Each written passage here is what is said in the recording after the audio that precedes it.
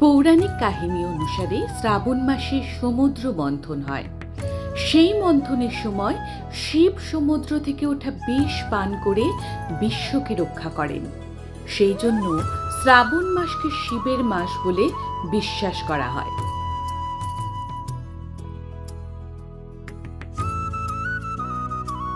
পরিবারের কল্যাণার্থে এবং বিভিন্ন মনস্কামনা পূর্ণ হওয়ার জন্য অনেকেই শ্রাবণ মাসের সোমবার শিবের পুজো করে থাকেন।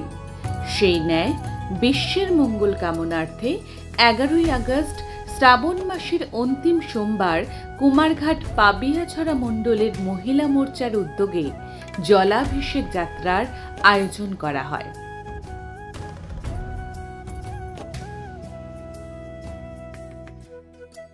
কুমারঘাটের মনু ও দেও নদীর সঙ্গমস্থল থেকে শুরু হয় এই বর্ণাঢ্য র্যালি।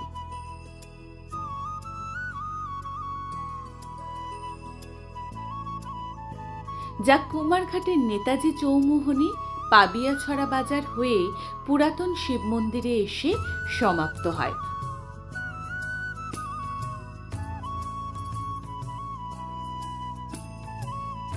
মন্দিরে পৌঁছে বিধায়ক ভগবান চন্দ্র দাস শিবের মাথায় জল ঢেলে পুজো সম্পন্ন করেন।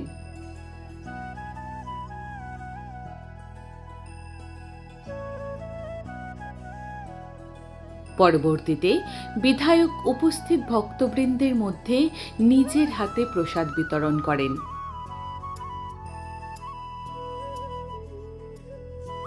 এদিনের এই জলাভিষেক যাত্রায় অগণিত ভক্তদের উপস্থিতি নজর কাড়ে সকলের।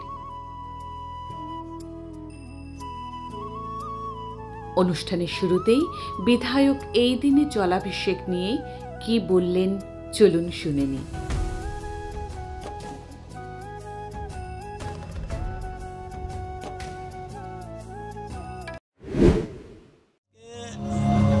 শ্রাবণ মাসের অন্তিম সোমবার, তো আমরা জানি শ্রাবণ মাস বাবা ভোলানাথ এর মাস সেইটা রয়েছে এবং আজকের এই অন্তিম সোমবারে কুমারঘাটে আমাদের খুবই প্রাচীন বাবা ভোলানাথের মন্দির রয়েছে, যেটা শিব মন্দির নামে পরিচিতি।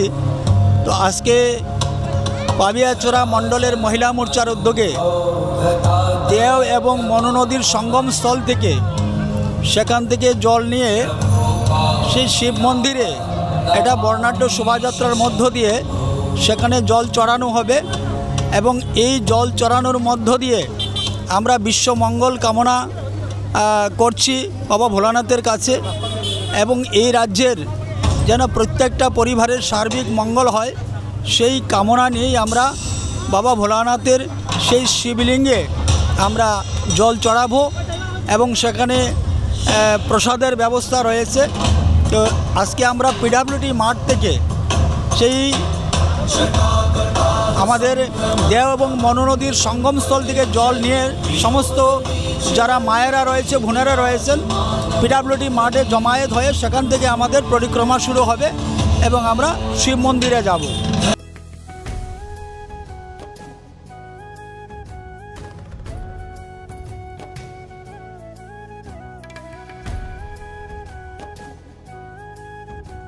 Bureau report, voice 18।